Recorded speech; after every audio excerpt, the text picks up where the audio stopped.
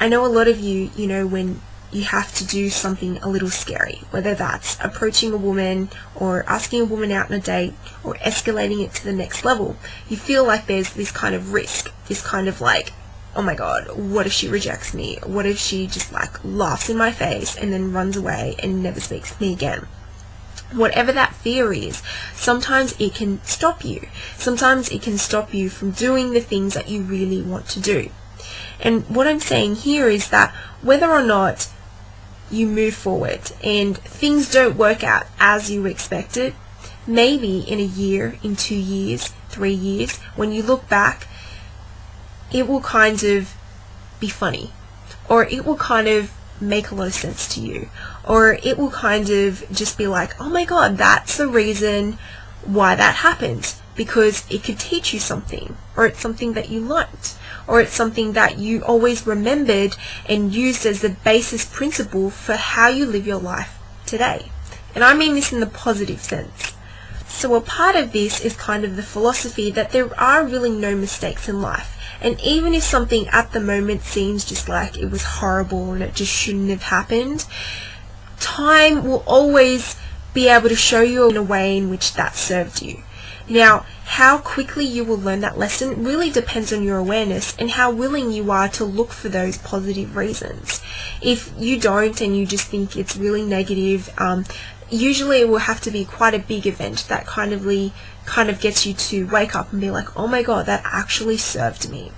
And so what I'm trying to say here is that even though you guys fear that there's this big risk about moving forward or doing whatever it is that you want to do in relation to women, at the end of the day, there is not really any risk, because no matter what happens, you will get something out of it. You will learn something from it, and it will benefit your life in some way, even though you may not be able to see it at that point in time.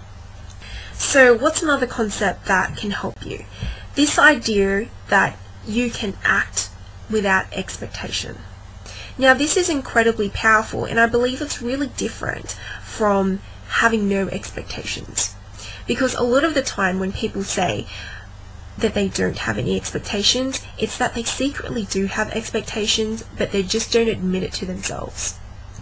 Acting without expectation is much more intentional, and how this relates to dating is like, if you strike up a conversation with a woman, you have this expectation that she is going to be nice to you, or that she's going to not be nice to you, or that she will want to talk with you, or that she won't want to talk with you, or that she will give you her number, or she won't give you her number, and different variations in between that.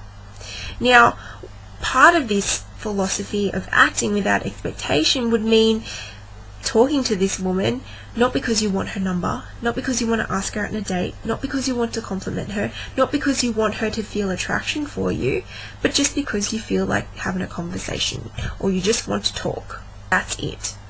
And I know it sounds a little bit odd, but the reason why it can be so incredibly powerful is because when you're having that conversation with her, you are in that conversation. You're not thinking about anything else. You're not thinking about what could happen and what should have happened and what can happen. You're in that moment and you're just enjoying the conversation, or you're not enjoying it, but you are in that conversation, and you bring a presence to it that you wouldn't if your thoughts were somewhere else, thinking about how it should have been or how it could have been. So that's this video for this week. Hope you guys enjoyed. Would love to hear your comments, and I will see you again next week. Bye for now.